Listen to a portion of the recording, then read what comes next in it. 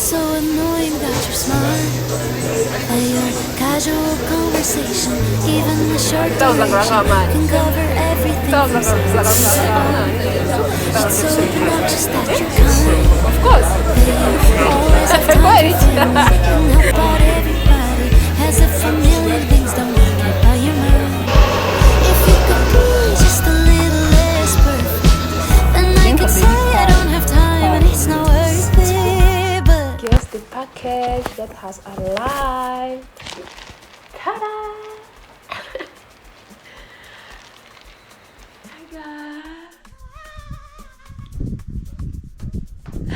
So excited, you guys. Right now, I'm just recording. Ndi kuyishyira kuri subonyekanye kubera kambereke. But there are some videos nakoze ndi kwa unboxingura kuri nza touchingamo hano so that you guys can see how our God never disappoint. Like this is the tripod yaje.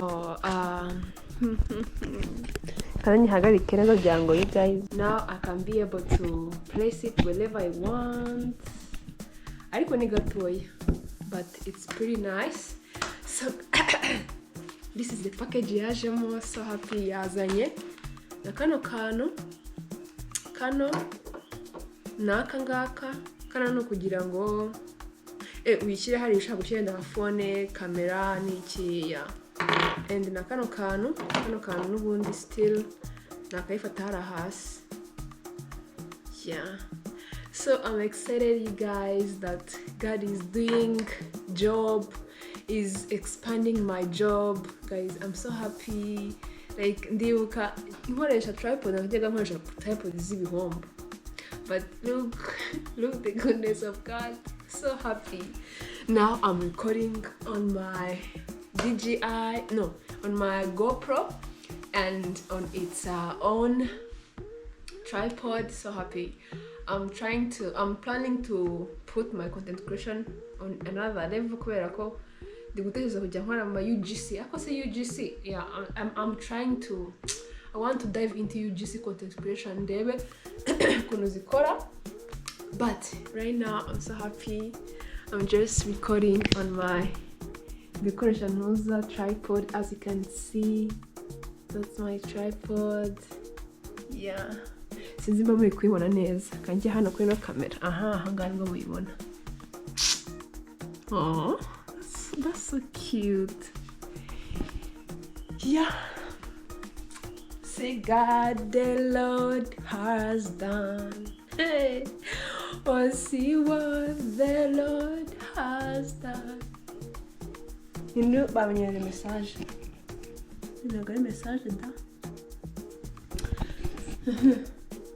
So guys, most now bajya gukora and ino video iraza kuza afite akavuye kenshi, but never mind. Kubera ko and that behind ako di nshaka kuzakora noza. Nshaka kuzakora giveaway. Ndimo nshaka gukora giveaway. Nshaka giving out kambereke. Kambereke nshaka giving out. Tripod inside here. Where is my tripod right now? Okay, ndayibuze sinzi n'ahantu iri siri. My tripod yanjye mfite ya nshaka giving out. So happy. Let's unbox it together. Nimba muyizi kambereke package murata muyimenya. Yeah. Tugiye gukora.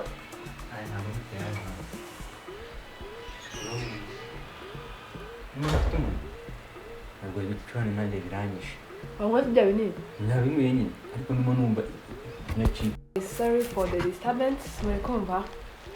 Yeah, this is the nuza yaje and it's final guesses. We're guessing well. Alright. Anyways, you see this camera of mine? Ni tripod yaje. I'm happy. Tripod yaje. So let's unbox it together and to see what we are having this time around. This is how it is.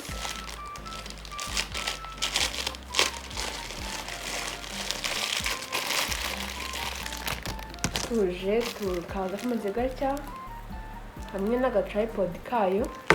So rero nk'abantu muzi zino GoPro 11 ama GoPro yose urine gufungura. Okay, ama GoPro yose nyine abafite kandi mbereke hano kana umuntu wantijije wampaye ino, sorry, umuntu wampaye ino nyine uho naguriye ino kamera yarageze yarafite nyine kana kabani ko yakoreshaga nyine yidebris, ariko ntago nyine like ibikora neza, ira bounce iranyeganyega tu, ntago iba stable. So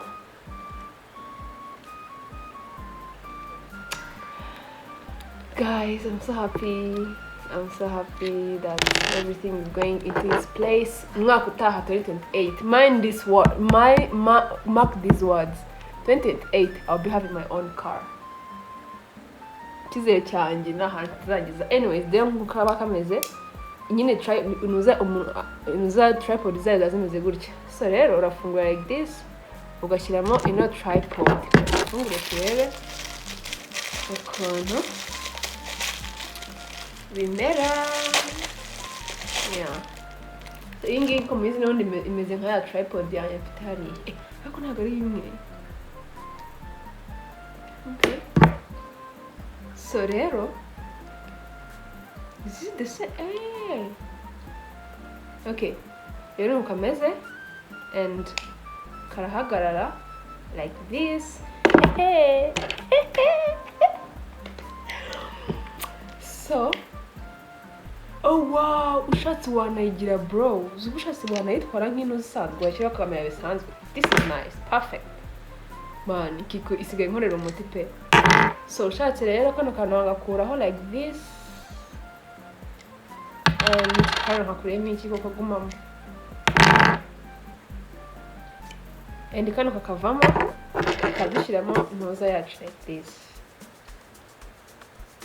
Naona iyi ishyizemo ihita ishyiramo ndimo ndabihanura, ihita ishyiramo kano kantu kugira ngo nyine ifate neza.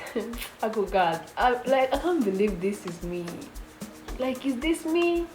Guys, I remember this life yo kuba content creator nashaka kuva kera.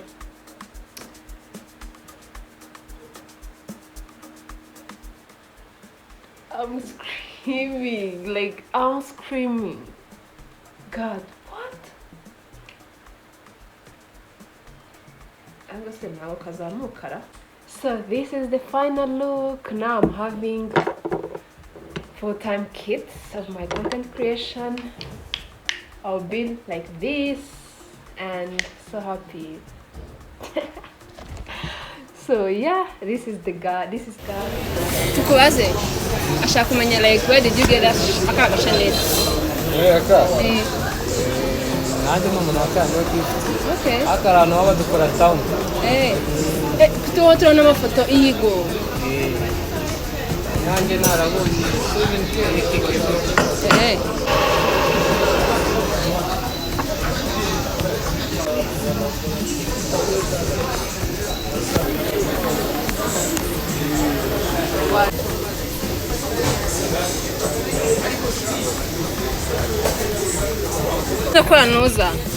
It's on YouTube.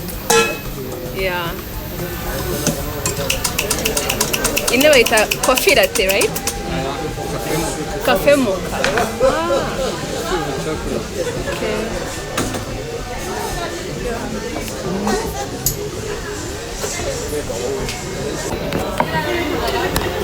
So guys, we have come here kufata coffee.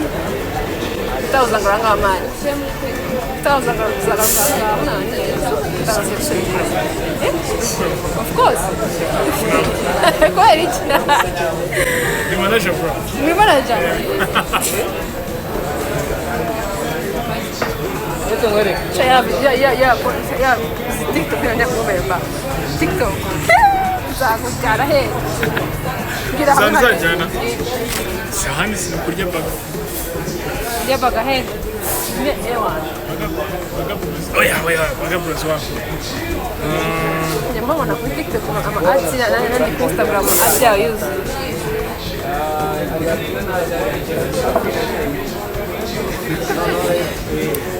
Sitagera hanyine. this is hano kunse nondoki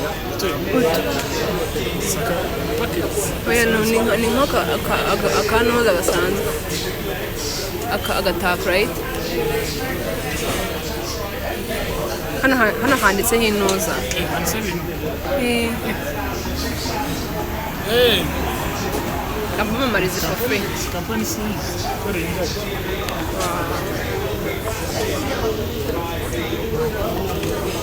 Nza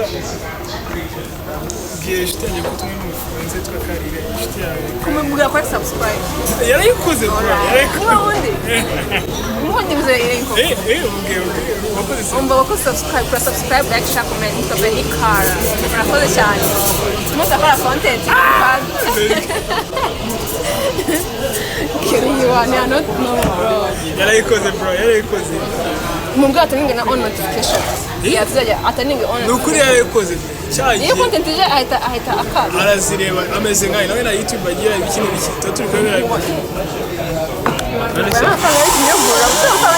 Benitha, that you were 50, around 50, right? Menshi bro. namanda ni make Ahubwo mu gukora amafaranga ukambukiremo. Nibyo. ngenda mu modoka Yera ufite gahunda ku modoka. niba mwe nshaka hasi No. bino bintu ni ibiki niyo byasigaye muri coffee okay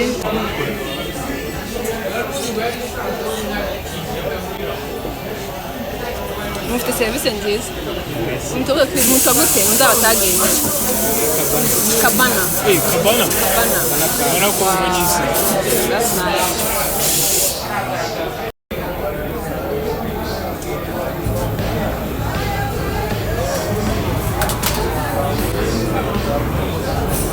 Isko ni hindi izina se Genta Benitha.K Urayiyindeze? hose nshaka Benitha.K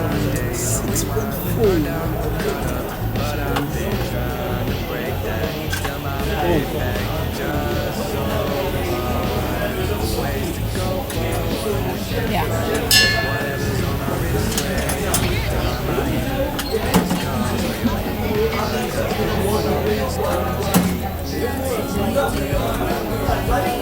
yani kuna content design correct